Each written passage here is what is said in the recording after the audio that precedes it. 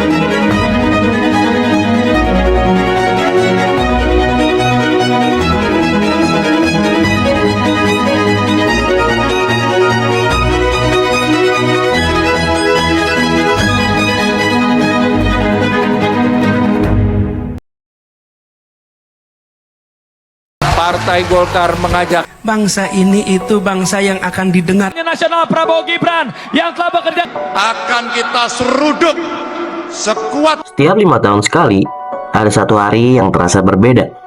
Jalanan mungkin tetap sama, sekolah tetap buka, pasar tetap ramai, dan kota-kota tetap bergerak.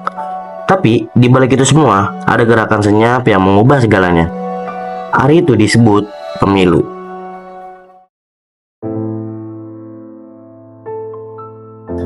Hari di mana rakyat jadi raja, hari di mana suara satu orang bisa sekuat jutaan lainnya. Tapi, benarkah semua orang merasa sepenting itu? Belum genap sebulan menjabat, Presiden Prabowo Subianto melalui jajaran penegak hukumnya membongkar sejumlah kasus korupsi. Mega korupsi. Banyak yang mulai kehilangan kepercayaan. Apa sih gunanya nyoblos, kata sebagian orang. Siapapun yang menang, hidup kita begini-begini saja. Kalimat semacam itu bukan cuma muncul di warung kopi atau media sosial, tapi juga tumbuh dalam hati orang-orang yang pernah kecewa. Kecewa pada janji, kecewa pada hasil, dan perlahan jadi cuek.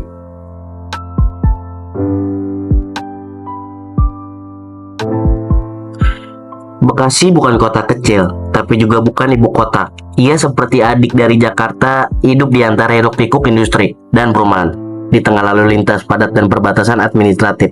Tapi, di pemilu 2019, kota ini mencatat sejarahnya sendiri, tanpa banyak sorotan media nasional, tanpa headline besar-besaran. Bekasi menunjukkan bahwa semangat demokrasi belum mati, justru sedang tumbuh kembali. Karena mereka takut kalah, dan iya, mereka pasti kalah oleh kita di dalam satu putaran. Lebih dari 1,3 juta orang datang ke tempat pemungutan suara. Sebuah lonjakan yang mengejutkan, mengingat pemilu sebelumnya partisipasi warga tidak seberapa. Ada sesuatu yang terjadi di balik layar, ada kerja-kerja yang tidak terekam kamera, ada strategi tidak sekedar tentang formulir dan spanduk. Ini adalah cerita tentang usaha menghidupkan kembali kepercayaan.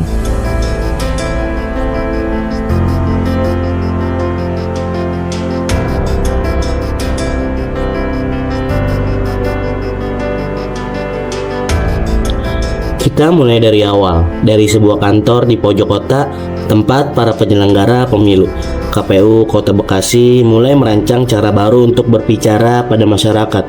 Mereka sadar, cara lama tak lagi cukup. Tidak cukup hanya dengan pidato atau edaran resmi.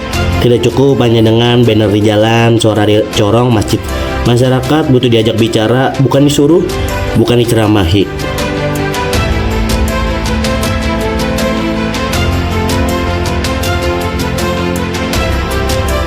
Perkenalkan semuanya, nama saya Radin. Saya perwakilan dari kelas 10-4 akan memberikan kesan pesan tentang sosialisasi KPU.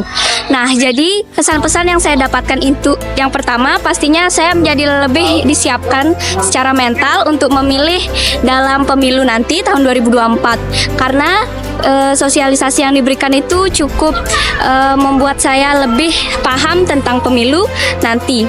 Nah, jadi nanti di pemilu tahun 2024 pastinya saya tidak akan memicu lagi keraguan untuk memilih pemimpin yang akan saya pilih. Terima kasih. Pentingnya sosialisasi pemilu yang dilakukan oleh KPU kemarin ini sangat memberikan kegiatan yang berdampak positif sekali karena bisa memberikan edukasi kepada pemilih atau masyarakat. Guru diharapkan juga mampu memberikan informasi, pemahaman dan kesadaran tentang pemilihan secara berkelanjutan pada lingkungan sekitarnya. Dengan adanya sosialisasi ini dapat memilih sesuai dengan aturan-aturan dan menghasilkan pemimpin yang berkualitas. Lalu datanglah hari H. Udara Bekasi pagi itu mungkin tak jauh beda dari biasanya. Tapi ada yang berbeda di wajah orang-orang yang mengantri di TPS. Mereka datang sendiri bersama keluarga tetangga atau teman kantor. Mereka membawa harapan sekecil apapun. Mereka percaya bahwa suara mereka punya arti.